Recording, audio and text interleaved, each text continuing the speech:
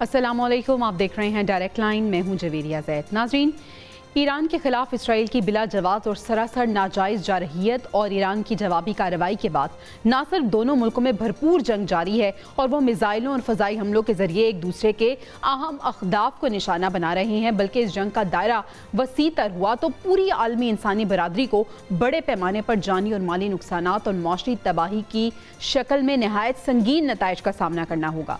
ताहम इसराइल के मगरबी सरपरस्त ईरान के खिलाफ इसकी जारहाना कार्रवाई की अमलन हौसला अफजाई करते नजर आ रहे हैं और सहूनी हुक्मरानों की हिकमत अमली भी यही नजर आती है कि वो इनको जंग के मैदान में खींच कर ले आएं। सूरत हाल को ज्यादा खराब करने के लिए इसराइल ने ईरान की आला अस्करी क़यादत और जौहरी साइंसदानों के बाद सुप्रीम लीडर अली खामनाई तक को मुबैना तौर पर जानलेवा हमले का हदफ बनाने की कोशिश की है। खुशाइन बात लेकिन इस सब में यह है कि मुस्लिम ममालिक की सपोर्ट ईरान को हासिल है। एक्सपेक्ट तो नहीं किया जा रहा था, लेकिन सऊदी अरब के वली शहजादा मोहम्मद बिन सलमान ने भी ईरान की हिमायत की और कहा है कि पूरी इस्लामी दुनिया ईरान की सपोर्ट में मुत्तहिद है। लेकिन नेतन्याहू का जो 2011 का एक इंटरव्यू है वो भी इस तमाम तर तनाजुर में बहुत वायरल हो रहा है, जिसमें उन्होंने कहा था कि हमारी सबसे बड़ी जिम्मेदारी ये है कि अस्करियत पसंद इस्लामी हुकूमत को जौहरी हथियार हासिल करने से रोका जाए या जौहरी हथियारों को अस्करियत पसंदी हुकूमत के हाथ लगने से बचाया जाए। इनमें पहला मुल्क ईरान और दूसरा पाकिस्तान है। लेकिन आज सेनेट में इजहार ख्याल किया वज़ीर ख़ारजा सेनेटर इसहाक डार ने और ये वाज़े कर दिया कि इसराइल की जुर्रत नहीं कि वो पाकिस्तान के खिलाफ कोई भी कार्रवाई कर सके। दूसरी तरफ हम देख रहे हैं कि डोनाल्ड ट्रंप की जानिब से बयान जारी किया गया है, ट्वीट उन्होंने किया है कि जिस तरह से पाक भारत कॉन्फ्लिक्ट में उन्होंने सालसी का किरदार अदा किया, अभी भी वो चाहते हैं कि दोनों ममालिक के दरमियान मामलात हल हो जाएं, दोनों ममालिक आपस में मुज़ाकरात करें या कोई डील कर लें। पैनल के सामने सवाल ये होगा कि ईरान इसराइल जंग पूरी दुनिया को क्या अपनी लपेट में ले सकती है? क्या दोनों ममालिक के मुज़ाकरात, डील या जंग बंदी की कोई सूरत नजर आ रही है? और क्या कोई ऐसा शख्स है जो इनके दरमियान जंग बंदी करा सकता है, मामलात हल करा सकता है? पैनल की राय इस पे जानेंगे और प्रोग्राम के दूसरे हिस्से में हम बात करेंगे। आज पंजाब का 5335 अरब रुपए का बजट पेश कर दिया गया है। पैनल की राय ये जानेंगे कि विफाक से तो आवाम को कुछ नहीं मिला, क्या सुबह आवाम को कोई रिलीफ देगा? डिस्कशन का बाकायदा आगाज़ करते हैं। पैनल का तारुफ आपसे करा देती हूँ। मोहम्मद आदिल साहब हमारे साथ मौजूद हैं स्टूडियोज़ में, नसीर वागा साहब ने हमें ज्वाइन किया है और IR एक्सपर्ट उस्मान शाहिद साहब भी आज के डिस्कशन का हिस्सा होंगे। आदिल साहब, सबसे पहले हम बात कर लेते हैं ईरान और इसराइल जंग के हवाले से। तमाम तर सूरत हाल जो चल रही है इसराइल के दरमियान और ईरान और इसराइल के दरमियान, सबसे पहले तो ये कि यह मामला आपको किस नहज पे जाता दिखाई दे रहा है, और इसके बाद दूसरा ये कि जिस तरह से डोनाल्ड ट्रंप अब अपने बयान जो पहले उन्होंने ईरान की मुखालफत में दिया था, अब उनका एक अलग बयान सामने आया कि जिस तरह से पाक इंडिया कॉन्फ्लिक्ट में उन्होंने सालसी का किरदार अदा किया, अभी भी वो तैयार हैं सालसी का किरदार अदा करने के लिए और दोनों ममालिक को मामलात मुज़ाकरात के ज़रिए हल करने चाहिए। आपको लगता है कि सीरियस हैं वो या ऐसा हो सकता है?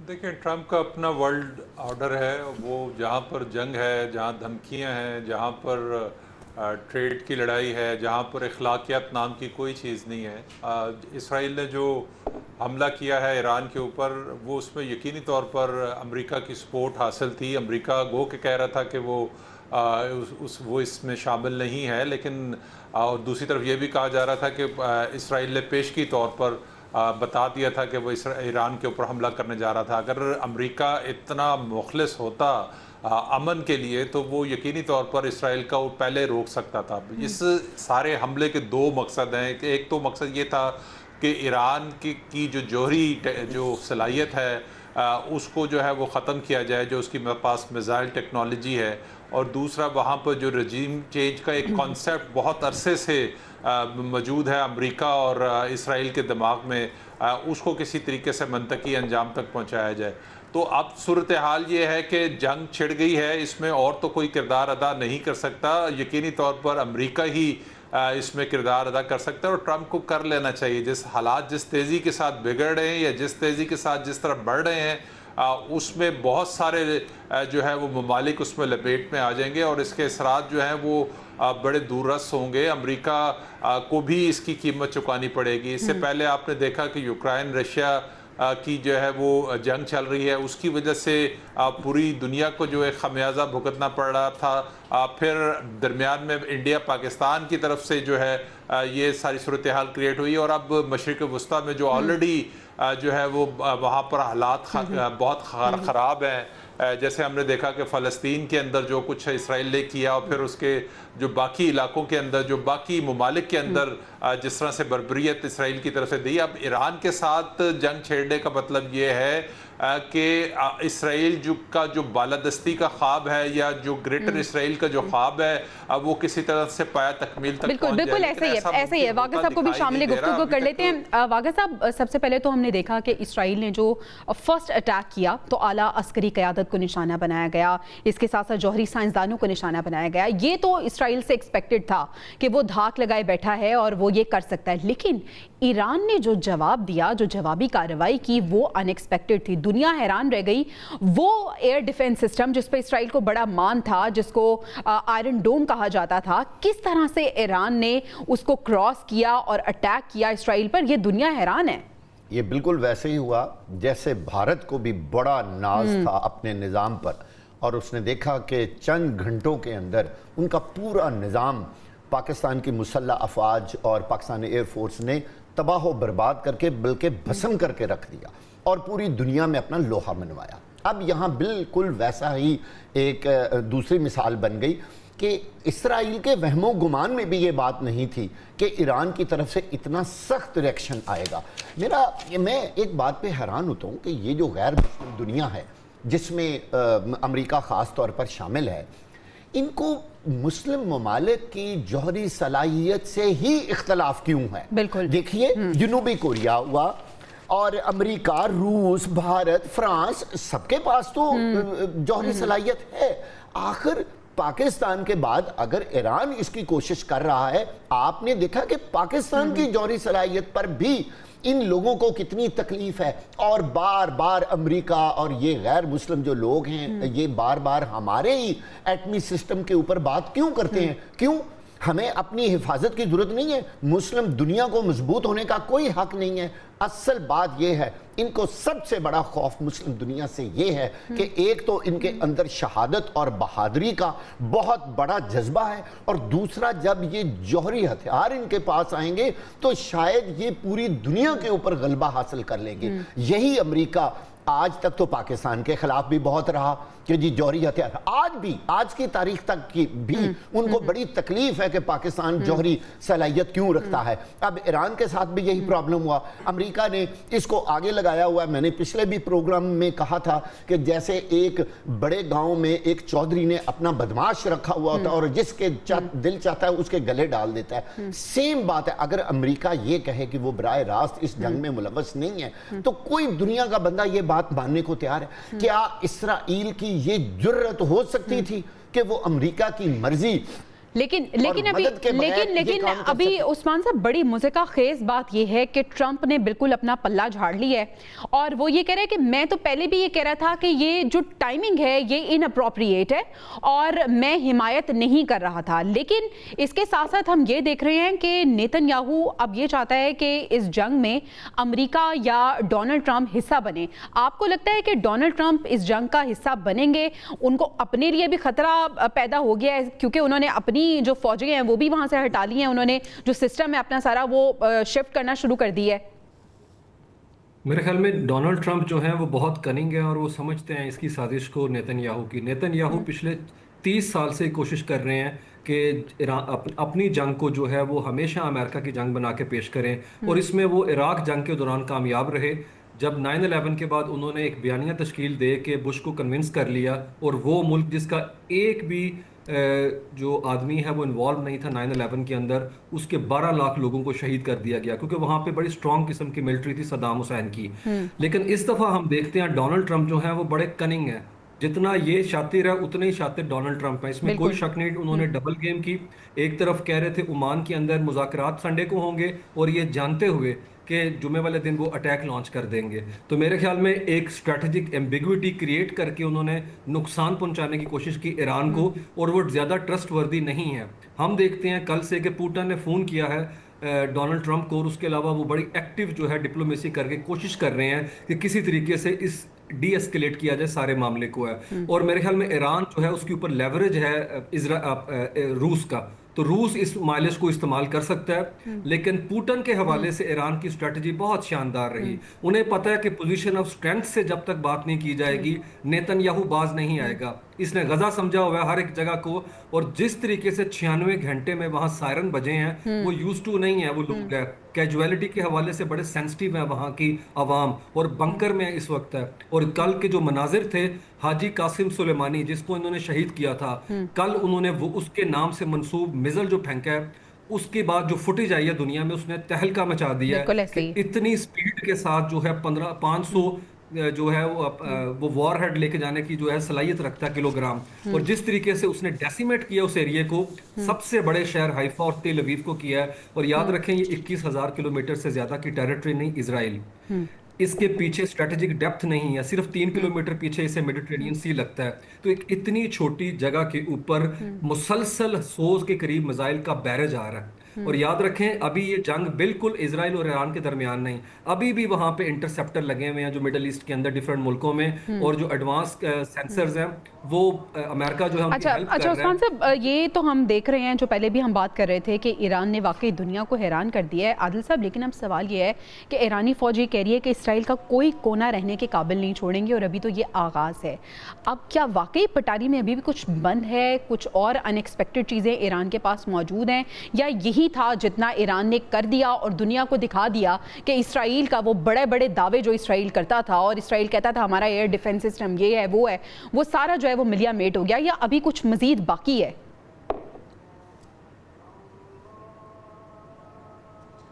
دیکھیں ابھی میں ایک رپورٹ پڑھ رہا تھا، اس میں تو یہ ہے کہ ابھی ایران نے جو اپنے پرانے میزائلز ہیں جو وہ چلائے ہیں، ابھی جو ان کے پاس لیٹسٹ اکوپمنٹ ہے جو فوجی ساز و سامان ہے اس کا بھی استعمال ابھی انہوں نے نہیں کیا. تو یقینی طور پر آنے والے دنوں میں اگر حالات زیادہ خرابی کی طرف بڑھیں گے، اور نیتن یاہو نے جیسے کہا کہ وہ اپنی بقا کی جنگ ہے ان کی، تو ایران کی بھی بقا کی جنگ ہے، اور جب بقا کی جنگ ہوتی ہے تو اس میں پھر سب چیزیں جائز ہوتی ہیں. تو ایران نے ابھی انیشلی جس قسم کا سرپرائز جو ہے وہ اسرائیل کو اور امریکہ کو دیا کہ اتنا ہیوی سسٹم ہونے کے باوجود جو ایرانی میزائل ہے وہاں تک پہنچ گئے ہیں، اور آنے والے دنوں میں اگر وہ لیٹسٹ ٹیکنالوجی جو اب تک ان کے پاس ہے اگر اس کا استعمال کریں گے تو اس کے بعد کے نتائج جو ہیں وہ بالکل جو ہے وہ ڈیفرنٹ ہوں گے. تو اس میں سب سے امپورٹنٹ چیز یہ ہے کہ شروع میں ہم نے دیکھا کہ ایران کی جو اسٹریٹجی تھی، یا آپ اس کو انٹیلیجنس جو فیلئر کہہ لیں کہ جو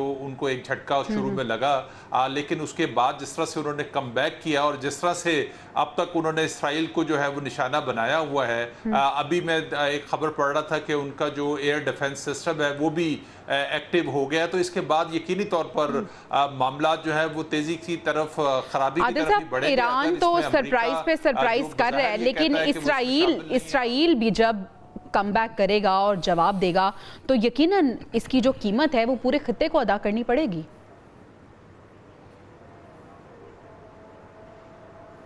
بالکل ایسا ہی ہے. یقینی طور پر آپ کو پتا ہے کہ جنگیں جو ہیں وہ اس میں انسانی جانوں کا ضیاع ہوتا ہے، اور ایک جو ایک پروپیگنڈا پاکستان کے حوالے سے جو چل رہا ہے جس کی آج اسحاق ڈار صاحب نے جی عادل صاحب اس کو آگے جا کے اپنے سیکنڈ راؤنڈ میں ہم اسی کو ڈسکس کریں گے. واقعہ صاحب جب دو ممالک کے درمیان جنگ ہوتی ہے تو اس میں سب سے امپورٹنٹ چیز یہ ہوتی ہے کہ کس ملک کے ایلائز کون ہیں، اگینسٹ کون ہے. اگر ہم ایران اور اسرائیل کی بات کریں، ان کے ایلائز کون ہیں؟ ان ایکسپیکٹڈلی ہم نے دیکھا سعودی عرب کی طرف سے بڑا پازیٹیو رسپانس ہے جو کہ ایکسپیکٹ نہیں کیا جاتا. تو کتنا امپورٹنٹ ہے کہ کون ایلائز ہیں اور کون اگینسٹ ہیں؟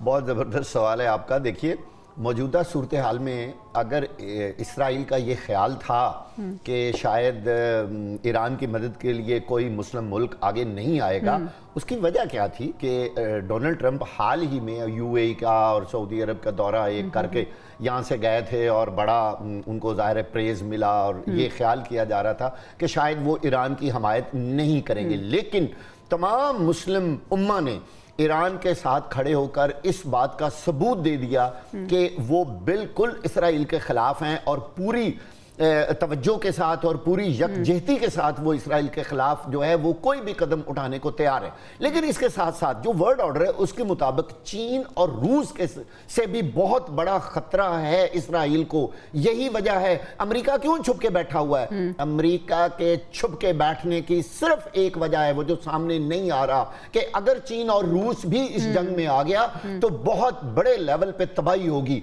और फिर बड़े मुल्क जो हैं आपस में हेड ऑन हो जाएंगे। यही वजह है कि अमेरिका चुप करके बैठा है। बार बार वो कहता है जी मेरा जंग से कोई ताल्लुक नहीं है, हालांकि दर पर्दा उसकी सपोर्ट इसराइल को मुकम्मल तौर पर हासिल है, वरना इसराइल की क्या जुर्रत थी। अभी आप देखें वो वीडियोस और वो तस्वीर जो पहले गजा की थी आज वो तल अबीब की नजर आ रही है। आपने वो वीडियो देखी है जिसके अंदर नेतन्याहू वहां विजिट कर रहा है और उसका चेहरा देखें कितना उतरा हुआ है, किस तरह वो तबाही अपनी आंखों से देख रहा था। वो पिक्चर और यकीनी तौर पर ये तबाही उसने गजा की वीडियोस और तस्वीरों में भी देखी होगी। ये फतह है ईरान की, बाकी फतह मेरे अल्लाह ने देनी है जिसको देनी है। लेकिन एक बात है, ईरान ने बदला गजा का ले लिया है इसराइल से और ये रहती दुनिया तक याद रहेगा। अलबत्ता बाकी मुस्लिम दुनिया के लिए ये अफसोस का मुकाम है कि सिर्फ ईरान सामने आया और किसी ने वो काम नहीं किया जो ईरान ने किया है, ये उनको क्रेडिट जाता है। बाकी फतह और ना फतह जो है हासिल होना वो मेरे रब्बुल इज़्ज़त के हाथ में है, लेकिन उन्होंने वो मुकाबला किया जो रहती दुनिया तक याद रहेगा। और इसराइल भी आने वाले वक्त में जब तक इसराइल अगर कायम रहा तो वो याद रखेगा। अभी ईरान के पास बहुत कुछ है, मैं आपको बताऊं, अभी बहुत मिसाइल हैं जो वो बार बार कह रहे हैं ना कि मैं एक कोने को हिट करूंगा। यही वजह है कि इसराइल अगर हम उस्मान साहब थोड़ा सा कंपैरिजन कर लें दिफाई सलाहियत, अगर हम ईरान की दिफाई सलाहियत का कंपैरिजन करें इसराइल की दिफाई सलाहियत के साथ, इसके साथ साथ हम जियोग्राफी को भी थोड़ा सा डिस्कस कर लें, तो कितना आसान या कितना मुश्किल है ईरान के लिए इसराइल पे अटैक करना, दरमियान में कौन से ममालिक आते हैं, और कितना आसान है इसराइल का ईरान पे अटैक करना? मेरे ख्याल में ईरान के लिए मसला ये है कि 2152 किलोमीटर का जो फासला है उसके अंदर जो कंट्रीज गल्फ स्टेट्स आती हैं, हमने देखा जिस तरीके से पहले दिन उन्होंने ड्रोन स्ट्राइक की तो मोस्टली ड्रोन जो है वो जॉर्डन ने अपनी फिजा के अंदर जो है गिरा दिए, क्योंकि इन्हीं जगह के ऊपर जो है सेंट कॉम का जो है वो मिजल शील्ड जो है वो इसी एरिया में लगी हुई है और उसके अलावा उनके इंटरसेप्टर लगे हुए हैं और सेंसर लगे हुए हैं। और माजी में भी हमने देखा कि सऊदी अरेबिया ने इरानियंस को अपनी जो फिजा है उसको इस्तेमाल करने से रोका, और बाकी भी जॉर्डन भी कोशिश करता है कि किसी सूरत में उर्दन जो है इन दोनों के दरमियान जो है वो ऐसा पोस्चर ना दे कि कोई साइड उसे हिट करे। तो ये एक प्रॉब्लम है। लेकिन हमने देखा कि ईरान ने इसी वजह से अपने मिजल्स के ऊपर काम किया पिछले 2 दहाइयों से। उनके पास जो रेंज और जो स्पीड है उनके मिजल्स की वो अभी हम देख रहे हैं 96 घंटे में तमाम दुनिया की परसेप्शन थी कि ईरान उस तरीके से रिटेन नहीं कर पाएगा। बिल्कुल ऐसा ही हम देखते हैं कि आज उनके कौमी सलामती के मुशीर, ये बहुत अपना इंपॉर्टेंट डेजिग्नेशन है किसी भी मुल्क का, उसके राची हैने भी कहते हैं कि हम ईरान के इस खतरे को नहीं टाल सकते मौजूदा सूरत हाल में, और जो हमें अहदाफ चाहिए थे वो मुकम्मल तौर पे हासिल नहीं हो सके। अमेरिका दबाव बढ़ा रहा है। अब वो अमेरिका को इनवाइट करने की जो है ना यहाँ के ऊपर कोशिश है। दूसरी तरफ हम देखते हैं कि IAEA international atomic energy agency है, उन्होंने भी कहा है कि जो क्लेम कर रही है IDF उसके मुताबिक उतना डैमेज इन्फ्लिक्ट नहीं हो सका, क्योंकि हाफ माइल नीचे हैं नतंज भी, और दूसरी जो फोटो है वो हाफ माइल नीचे तकरीबन 100 मीटर से नीचे जो है उनकी डेप्थ, और उनके ऊपर बड़ा स्पेशल कंक्रीट लगाया गया। नो डाउट ऊपर जो ओवरग्राउंड अपना स्टफ है वो नो डाउट उन्होंने एलिमिनेट कर दिया। लेकिन दूसरे एंड से हम देखते हैं कि बंकर के अंदर है पूरा इजराइल है, और ईरानियन जो है वो हम उनका रिजॉल्व देख रहे हैं, वो जश्न मना रहे हैं जब मिसाइल स्ट्राइक होती है। यानी ये कहना गलत नहीं होगा कि इसराइल ने तो अपना अहदाफ हासिल नहीं किया, लेकिन ईरान ने जो टारगेट किया था और जो हदफ उन्होंने बनाया था किसी हद तक उसको अचीव करने में वो कामयाब हो गए हैं। नाज़रीन, हमें ब्रेक पे जाना है। ब्रेक से जब वापस आएंगे तो हम बात करेंगे नेतन्याहू ने 2011 में एक इंटरव्यू दिया था, उसमें उन्होंने क्या कहा था और उस पर आज सेनेट में सारे ख्याल करते हुए क्या गुफ्तगू हुई है, जानेंगे ब्रेक के बाद। Stay with us. Welcome back नाज़रीन। 2011 में नेतन्याहू ने इंटरव्यू में एक जवाब दिया। सवाल उनसे ये पूछा गया कि हमारी अगली नस्ल का सबसे बड़ा मसला क्या है और हमें इसे कैसे हल करना है। तो उन्होंने जवाब दिया कि जौहरी हथियारों और अस्करियत पसंद इस्लामी हुकूमत के हाथ लगने से इन्हें बचाया जाए। जौहरी हथियारों को, इनमें पहला मुल्क ईरान का आता है, दूसरा पाकिस्तान।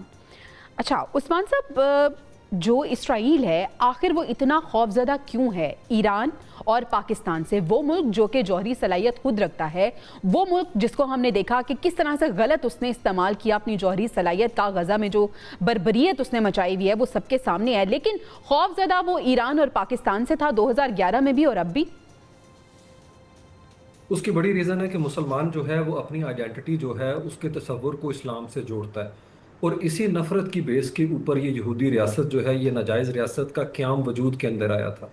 وہ فلسطینیوں کو فلسطینی کے طور کے اوپر نہیں دیکھتے، وہ مسلمان کے طور پہ دیکھتے ہیں۔ ان کے لیے غزہ کا بچہ ہو، ویسٹ بینک کا مسلمان ہو، عراقی ہو، لیبنان کا بندہ ہو، عراقی ہو یا ایران ہو یا سیریا ہو، اسی طریقے سے وہ پاکستان کو بھی دیکھتے ہیں۔ ہم دیکھتے ہیں جس طرح سے مودی کا ہندوتوا تھا اور ان کا زائنزم، وہ مسلمانوں کو دیکھتا ہے، وہ کشمیری پاکستانی کو نہیں دیکھتے، وہ دیکھتے ہیں کہ یہ کس اپنا نظریے کے اوپر کھڑے ہیں۔ تو آئیڈیولوجیکل گراؤنڈ سب سے بڑا بیریئر ہے ان کے لیے، تو وہ خائف ہے جو ہے نا یہ ناجائز ریاست کہ کسی مسلمان کے پاس اگر اور اسی لیے انہوں نے فریمنگ کی۔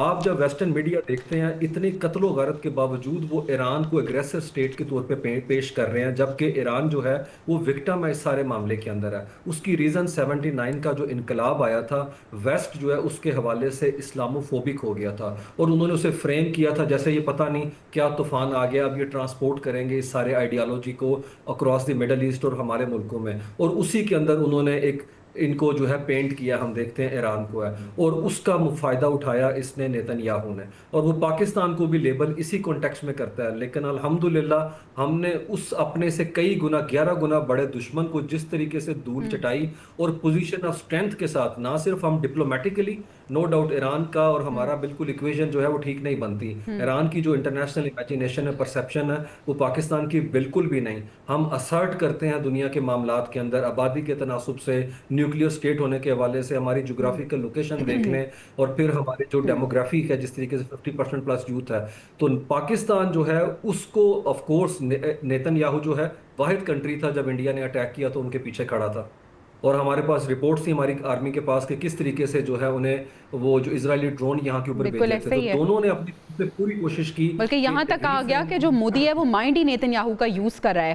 عادل صاحب، اس پہ آج سینٹ میں اظہار خیال کرتے ہوئے اسحاق ڈار صاحب نے واضح کر دیا ہے کہ اسرائیل کسی بھول میں رہ رہے، اسرائیل کی جرت نہیں ہے کہ وہ پاکستان کے خلاف کوئی بھی کارروائی کر سکے۔ اس سے پہلے ہم نے دیکھا کہ ہم نے بھارت کو منہ توڑ جواب دیا جو کہ پوری دنیا نے دیکھ لیا، اور ابھی بھی انہوں نے یہ واضح کیا ہے کہ ہماری جو پاک فوج ہے وہ ہمارے سر پہ موجود ہے اور اس کی جو صلاحیت ہے پوری دنیا انہیں جانتی ہے۔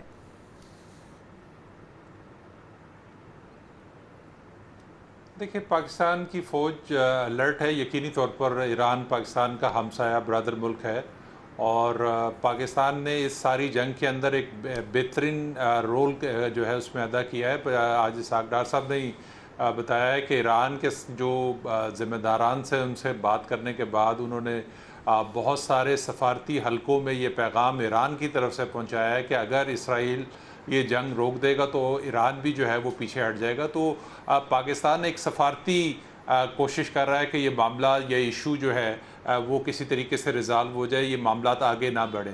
اور جہاں تک ایران کے ایک جرنل کے حوالے سے، وہ ایک برطانوی اخبار نے ان کی اسٹیٹمنٹ ایک چھاپ دی جس کے بعد ایک پروپیگنڈا شروع ہو گیا کہ شاید پاکستان جو ہے وہ اپنا ایٹمی ہتھیار جو ہے وہ اسرائیل کے خلاف استعمال کر سکتا ہے۔ تو یہ ایک جان بوجھ کر ایک ہائپ کریٹ کرنے کی کوشش کی گئی ہے، جس کے بارے میں پاکستان نے بڑا کلیئرٹی کے ساتھ کہا کہ پاکستان جو ہے ایک ذمہ دار جو ہے وہ ایٹمی ریاست ہے، اور اس کا مقصد صرف اپنا دفاع ہے۔ ہم ایران کے ساتھ جو معاملہ چل رہے ہیں، یقینی طور پر پاکستان براہ راست تو اس جنگ کا حصہ نہیں بن سکتا۔ پاکستان نے جو اپنی ایٹمی ٹیکنالوجی حاصل کی ہے وہ مشرقی بارڈر پر انڈیا کے خلاف جو ریجن کے اندر جو ایک بیلنس آف پاور ہے اس کے لیے حاصل کی ہے۔ تو اس ساری صورتحال میں کوشش تو یہی ہونی چاہیے۔ اور جہاں تک مسلم ریاستوں، مسلم ممالک کا رول ہے، اس سے پہلے 2017 کے اندر ٹرمپ جو صدر تھے اور سعودی عرب کے اندر ایک کانفرنس ہوئی تھی، اور وہ ایران کے خلاف ایک کانفرنس تھی جس میں تمام عرب اسٹیٹس تھیں اور امریکہ نے جو ہے ان کی کوشش تھی کہ وہ ایران کو جو ہے اس کے خلاف کوئی ایکشن یا کاروائی لے. تو ٹرمپ کا مائنڈ سیٹ کوئی ابھی نہیں بنا, ٹرمپ پرانے مائنڈ سیٹ کے ساتھ ہی ہے, وہ ایران کے خلاف اسی مائنڈ سیٹ کے ساتھ جو ہے وہ کام کر رہا ہے. لیکن اب جو سفارتی ایکٹیویٹی جو ہے وہ شروع ہوئی ہے, اس میں لگتا ایسا ہے کہ آنے والے دنوں میں شاید کوئی بڑی پیش رفت ہو جائے, یہ معاملہ کسی سنگینی کی طرف نہ بڑھے. ٹھیک ہے واقعہ صاحب, یہ جو ایران اسرائیل جنگ سٹارٹ ہوئی ہے, اس سے پہلے جو پاک بھارت کانفلکٹ تھا, آپ کو نہیں لگ رہا کہ اب ایسا لگ رہا ہے کہ یہ ہونا بڑا ضروری تھا؟ اسرائیل جو ہے وہ پاکستان سے بھی خوفزدہ ہے, اور خوفزدہ اس کو ہونا بھی چاہیے, کیونکہ آج اسحاق ڈار صاحب نے بھی جواب دے دیا. اس کے علاوہ پوری قوم جو ہے وہ اسرائیل کے سامنے کھڑی ہوئی ہے کہ جرت نہ کرے کہ وہ پاکستان پہ اٹیک بھی کرے گا, اگر ایسا ہوا تو منہ توڑ جواب دیا جائے گا. کیا وجہ ہے کہ اسرائیل پاکستان سے اور مسلم ان ممالک سے جو جوہری طاقت رکھتے ہیں یا رکھنے والے ہیں, ان سے اتنا خوفزدہ ہوتا ہے؟ دیکھیں نا, بڑی واضح بات ہے کہ یا تو ساری دنیا جوہری ہتھیار ختم کر دے, سب زیرو پہ آ جائیں, اور امریکہ, روس, شمالی کوریا, بھارت وغیرہ سارے, جنوبی کوریا, یہ کہہ دیں کہ جی ہم نے اپنے جوہری ہتھیار ختم کر دیے ہیں اور پوری دنیا میں کوئی بھی ملک جو ہے وہ ایٹمی قوت کا حامل نہیں ہوگا. بالکل ایسے. ابھی حال ہی میں پاک بھارت کے درمیان ہونے والی جنگ میں واحد ایک وجہ یہ تھی, جب بھارت کو یہ خوف تھا کہ پاکستان بھی ایٹمی قوت ہے. دیکھیے, اگر آپ دنیا میں امن چاہتے ہیں تو پھر سب کو ایٹ پار ہونا چاہیے نا. اگر ایک بالکل کمزور ہوگا اور دوسرا مضبوط ہوگا تو جو مضبوط ہے وہ ہمیشہ غریب اور کمزور کو کرچ کرتا رہے گا. بھئی یہ ایک عجیب اور الٹی منطق ہے اس دنیا کے بڑے ممالک کی کہ وہ جوہری ہتھیار ایک ہی ان کے پاس بہانہ ہے. اب اسرائیل کو اس بات کا پتہ ہے, ابھی تو اس نے حال ہی میں دیکھا کہ بھارت کو کس طرح پاکستان نے کرش کیا ہے, کس طرح اس کو شکست دی ہے. اس لیے اسرائیل اندر سے جرت نہیں کرتا, اس کو بہت بڑا خوف ہے. ورنہ آپ یہ دیکھیں, جب پاکستان نے اپنی جوہری قوت کا مظاہرہ کیا تھا تو کسی کی جرت ہوئی تھی ادھر آنکھ اٹھا کر بھی دیکھنے کی, امریکہ سمیت بڑے بڑے ممالک نے. لیکن اب آج کے حالات میں ایران پر اس کا حملہ جو ہے نا, یہ اس پورے خطے کے لیے ایک بہت بڑی الارمنگ بات ہے. ہمیں سب لوگوں کو اپنی آنکھیں کھول کے رکھنی چاہیے. واقعی صاحب, بریک میں جو ہم ڈسکس کر رہے تھے, میں چاہوں گی آپ بریفلی وہ بھی بتائے گا کہ ایکسٹرنل اینمی سے زیادہ جو انٹرنل اینمی ہے وہ کتنے زیادہ خطرناک ہیں. ایران کو جو سب سے بڑا نقصان پہنچا ہے نا, وہ اس کے اپنے اندر غداروں نے پہنچایا ہے. یہ شہنشاہ کے دور کے بہت سارے لوگ آج بھی رجیم چینج کی کوشش کر رہے ہیں اور کرتے رہے ہیں. اب ان لوگوں کا رابطہ ہے امریکہ سے اور اسرائیل سے. یہ اندر سے بیٹھ کے ایک انفارمیشن اسرائیل کو دیتے رہیں. یہ جو حال ہی میں ان کی جو ٹاپ لیڈرشپ کو اور 9 سائنسدانوں کو کی شہادت ہے, اس میں ان غداروں نے بڑا اہم کردار ادا کیا ہے, اور انہوں نے ساری مخبری کی ہے. یہ ملک کے اندر بیٹھ کے اپنے ملک کو تباہ کرنے کے لیے اور رجیم چینج کے لیے یہ کوشش کر رہے تھے, جن کو خریدا ہوا تھا اسرائیل نے, اور اس نے ایران کو سب سے بڑا نقصان پہنچایا. بالکل ایسے ہی ہے. تو غلط نہیں کہا جاتا کہ گھر کے بھیدی ہمیشہ لنکا ڈالتے ہیں. ناظرین, ابھی ہمیں بریک پہ جانا ہے. بریک سے واپس آئیں گے تو ہم پنجاب کے بجٹ کے حوالے سے بات کریں گے, لیکن میں عثمان شاہی صاحب کا شکریہ ادا کرنا چاہوں گی. تھینک یو عثمان صاحب فار جوائننگ اس. ناظرین, بریک پہ جانا ہے, stay with us. Welcome back ناظرین. وفاق کے بعد اب صوبوں کے بجٹ پیش کرنے کا آغاز ہو گیا ہے, اور صوبہ پنجاب کا بجٹ آج پیش کر دیا گیا ہے. پنجاب کا 5335 ارب روپے کا بجٹ پیش کیا گیا ہے. پاکستان تحریک انصاف کے جو اراکین تھے انہوں نے شدید نعرے بازی کی ہے, اور ساتھ ہی ساتھ انہوں نے احتجاج بھی کیا ہے. سرکاری ملازمین کی تنخواہوں میں 10% اضافہ ہوا ہے, پینشنرز کی پینشن میں 5% اضافہ ہوا ہے, مزدور کی اجرت 40,000 روپے مقرر کی گئی ہے. تعلیم کے شعبے کے لیے بجٹ میں 21.2% اضافہ ہوا ہے. صحت کے لیے پنجاب حکومت کے انقلابی کچھ اقدامات بھی سامنے آئے ہیں.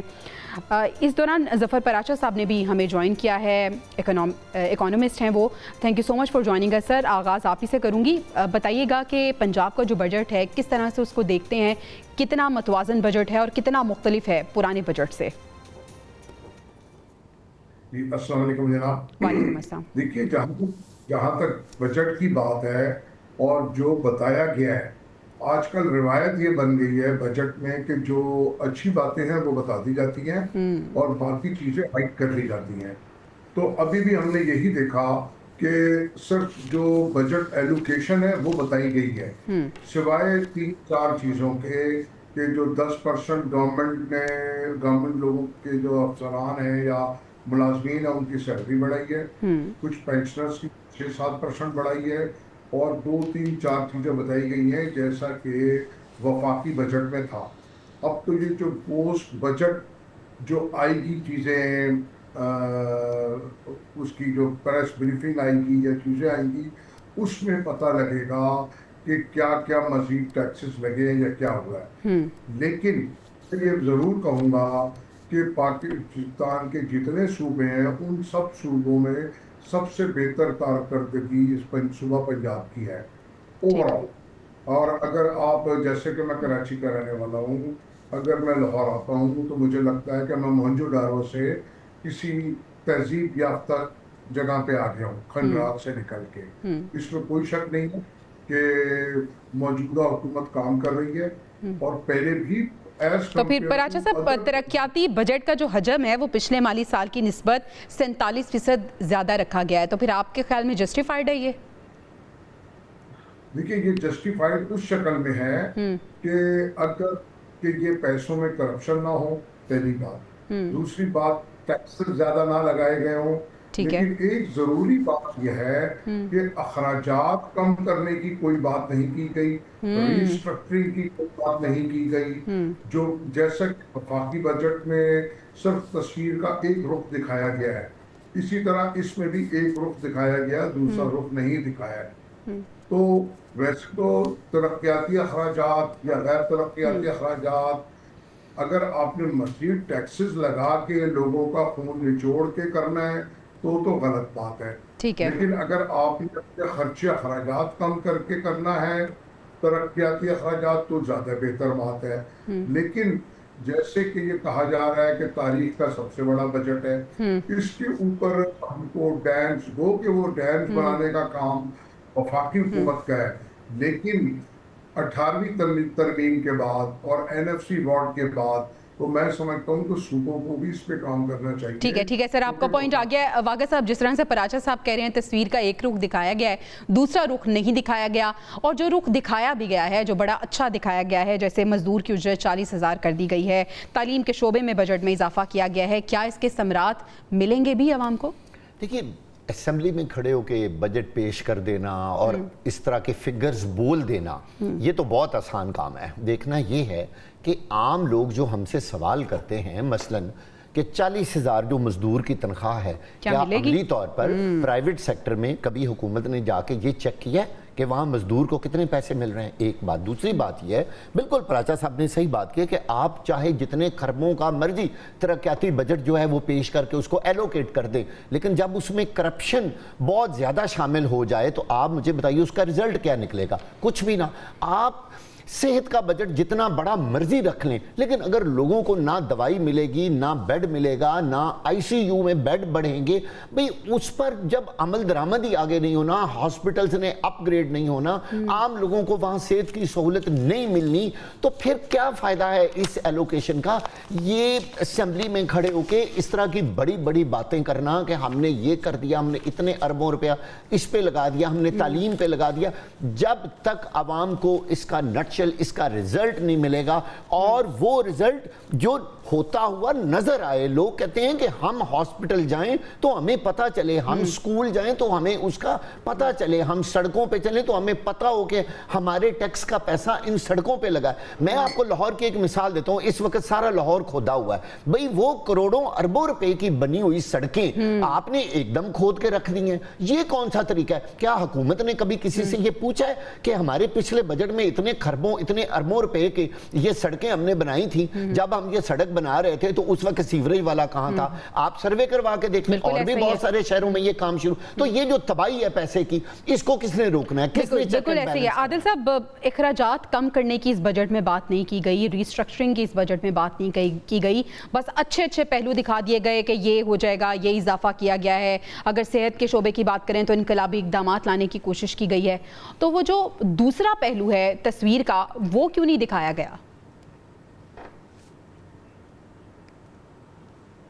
دیکھیں، وہ حکومتیں یقینی طور پر ایسی کرتی ہیں، سیاسی حکومتیں۔ اس میں جو سب سے مذاقہ خیز جو بات میں نے دیکھی ہے وہ یہ ہے کہ مقامی حکومتوں کو بااختیار بنانے کے لیے अरबों रुपए का बजट रखा गया है। जो कौन सी मुकामी हुकूमतें, इलेक्शन कमीशन पिट मारा है कि पंजाब हुकूमत जो है वो बल्दियाती इलेक्शन करवा दे, लेकिन मरकज़ में भी उनकी हुकूमत है, पंजाब में भी उनकी हुकूमत है, लेकिन अभी तक बल्दियाती इलेक्शन जो है वहाँ पे नहीं कराया गया और उसके लिए जो है उनको बाख्तियार बनाने के लिए उसमें फंड्स रख दिए गए। दूसरा जो गैर तरक्याती अखराजात हैं अब वो 6% बढ़े हैं, बजाय इसके कि आप अपने अखराजात कम करें और लोगों के लिए जो है वो वसाइल पैदा करें ताकि उनको जो है फ़ायदा पहुंच सके। अब आपने कौन सा तीर मारा है कि 37,000 से आपने 40,000 जो है वो कर दी है कम अज़ कम उजरत। वफाक ने तो एक लॉजिक पेश कर दी थी, पंजाब हुकूमत के पास तो वसाइल थे, वो बढ़ा सकती थी कम अज़ कम उजरत पंजाब के अंदर। इसी तरह और बहुत सारे आप देखें पर्सनल स्पेसिफिक मंसूबे ज़्यादा, हेल्थ सेक्टर की बात कर ले, मरीम नवाज शरीफ ने अपने नाम से जो है वो हेल्थ मंसूबा शुरू कर दिया, नवाज शरीफ के नाम से जो है वो कई मंसूबे जो है वो शुरू कर दिए गए। पर्सनल स्पेसिफिक नहीं होने चाहिए, ये अवाम का पैसा है, अवाम पे खर्च होना है और इसलिए इनको चाहिए ये था कि ये ऐसी जो मुफ्त अद्वियात का जो है वो अनाउंसमेंट करते, जो हॉस्पिटल की एमरजेंसीज है उसके अंदर जो लोगों का जो इलाज है उसको फ्री होना चाहिए। लेकिन हम देखते हैं कि ऐसे मंसूबे अनाउंस किए जाते हैं जिसमें पर्सनल तशहीर का जो अंसर है वो ज्यादा शामिल होता है। तो पर्सनल तशहीर से तो मामला बेहतर नहीं होंगे। जब तक आवाम को आप रिलीफ नहीं देंगे तो आपका ये जो है वो जो एक आवाम के अंदर पजीराई या मकबूलियत का जो ख्वाब है वो कभी पूरा नहीं होगा। तो इसके लिए ज़रूरी था कि कम अज़ कम पंजाब हुकूमत को, क्योंकि इससे पहले देखा वफाक के अंदर नवाज शरीफ ने कहा था कि रिलीफ देंगे, लेकिन उस तरह का रिलीफ जो है हमें नजर नहीं आया। बिल्कुल ऐसे ही आदिल साहब, वफाक से तो आवाम को कुछ नहीं मिला, उम्मीद की जा रही थी कि सूबा रिलीफ देगा।